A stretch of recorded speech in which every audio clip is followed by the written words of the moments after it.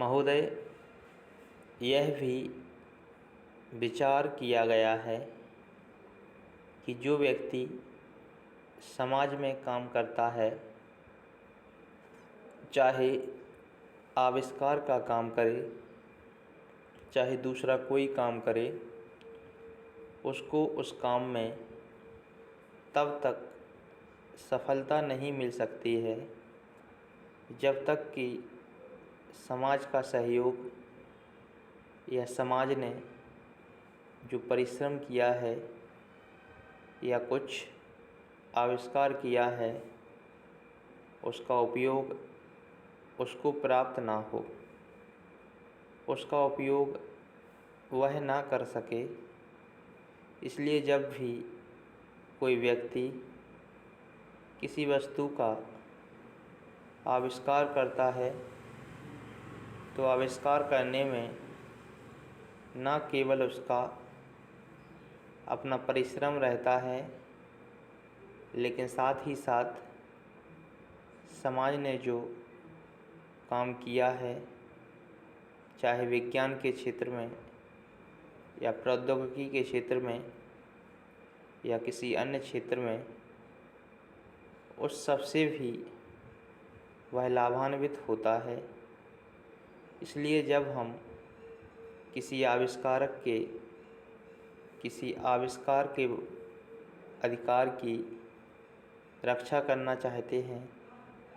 तो उसके साथ साथ यह भी विचार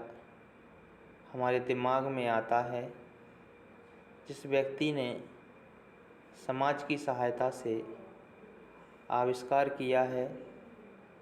उस समाज को भी उसका फल अधिक से अधिक मिलना चाहिए। माननीय मंत्री जी ने भी कहा है कि पेटेंट लॉ इस सिद्धांत पर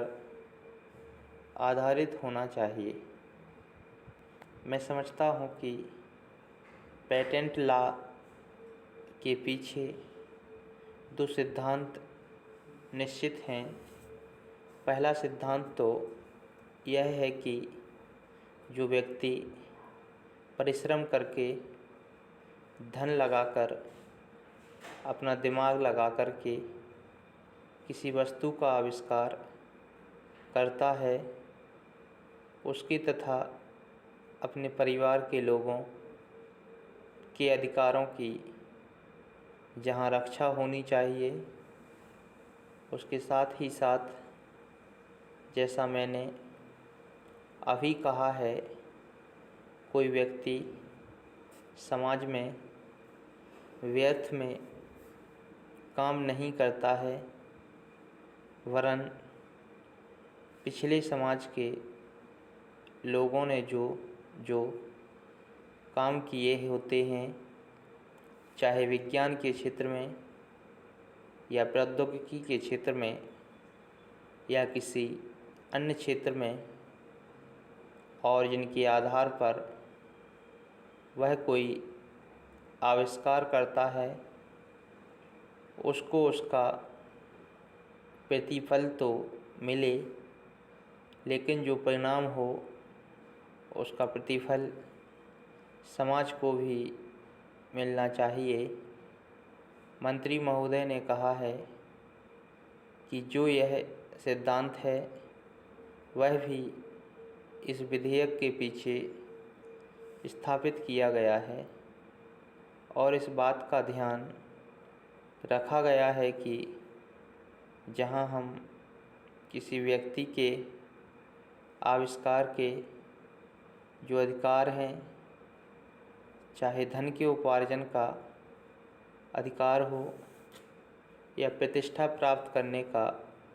अधिकार हो, उसे प्रतिष्ठा का और चाहे धन का, दोनों का लाभ व्यक्ति विशेष को भी मिले।